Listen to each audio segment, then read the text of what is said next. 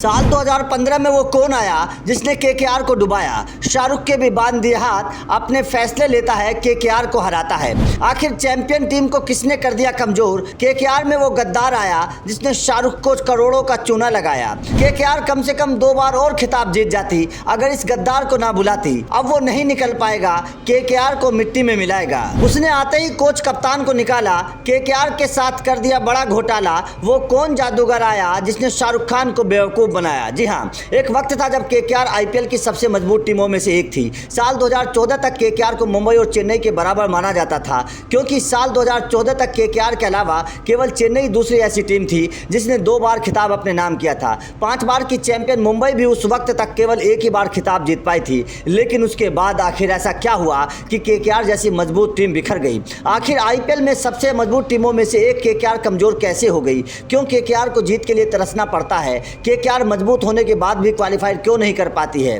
आप लोगों के जहन में सवाल जरूर आते होंगे। तो चलिए आपको हम केकेआर की वो हकीकत बताने जा रहे हैं जिसे सुनकर आपकी आंखें खुल जाएंगी। केकेआर की हालत को समझने के लिए सबसे पहले आपको 3 बातें समझनी पड़ेंगी जिस पर किसी की नजर नहीं गई। नंबर 1, जिन 2 सालों में केकेआर चैंपियन बनी थी उन दोनों सालों में केकेआर के कप्तान गंभीर थे। गंभीर ने 2011 से 2017 तक केकेआर की कप्तानी की थी। सवाल ये है कि आखिर गंभीर को कप्तानी से क्यों हटाया। नंबर 2, जिन 2 सालों में केकेआर ने खिताब जीता था उस वक्त केकेआर के कोच ट्रेविस बेलिस थे। ट्रेविस बेलिस भी 2015 में केकेआर को छोड़कर चले गए। आखिर केकेआर ने कोच को क्यों हटाया, यह भी सवाल सबसे बड़ा था। नंबर 3, जिन खिलाड़ियों के दम पर केकेआर चैंपियन बनी थी वो खिलाड़ी भी धीरे धीरे केकेआर से गायब होते चले गए, जिसमें सबसे बड़ा नाम सूर्या जैसे खिलाड़ी का शामिल है। तो आखिर कौन ले रहा था ये फैसले जिसके आते ही कप्तान, कोच और खिलाड़ी सब बदल गए।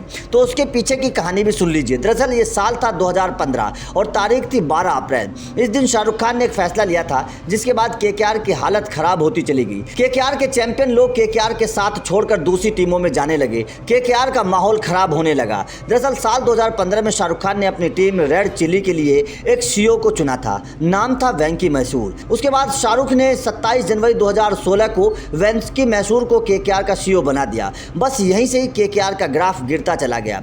जो केकेआर पहले मजबूत टीमों में से एक थी वो धीरे धीरे कमजोर होती चली गई।